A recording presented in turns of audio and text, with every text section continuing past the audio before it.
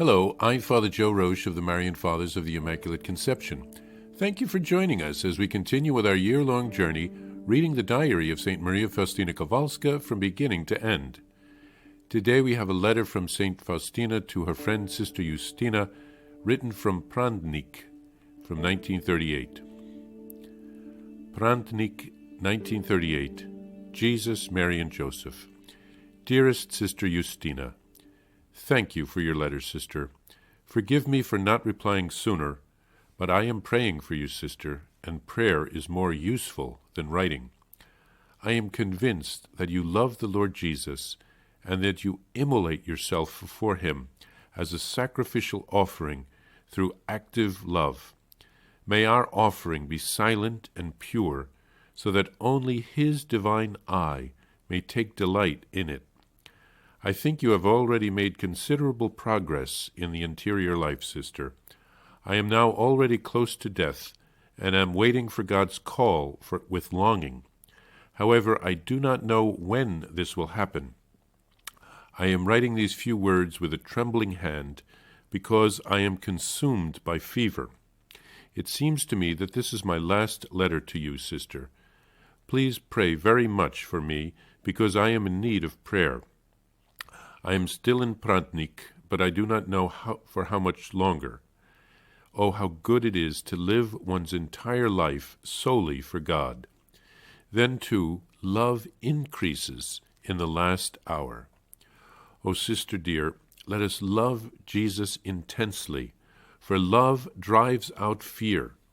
I am very little. I have done nothing great for him, but I have always trusted in his love. God's mercy is immense and incomprehensible, and we should not be afraid of God. Instead of fear, let us strive to make love blaze up in our hearts. Only love sanctifies the soul. I rejoice when I call to mind that this feeling of pure friendship, which we struck up in the novitiate, has endured until now. This is a sign that Jesus has been the link between us. Try to be a good religious, sister, so that your death will also be sweet. I greet you and the sisters I know most affectionately, particularly Sister Anastasia and Sister Leocadia. I humbly ask your prayers. Sister Faustina. This was sent from Prandnik, the sanatorium. There is no date on it. Sister Faustina was in that hospital from April until September 17th, around 3 weeks before she died. It probably came close to the conclusion of her time in the hospital. Faustina thanks Justina for her letter, apologizes for not having written sooner, but says that she has been praying for her friend. She writes that praying for her is more useful than writing a letter. Faustina realizes at the end of her life that the few pleasant words that she can write in a letter are passing, but her prayers for her friend can call down important graces from heaven.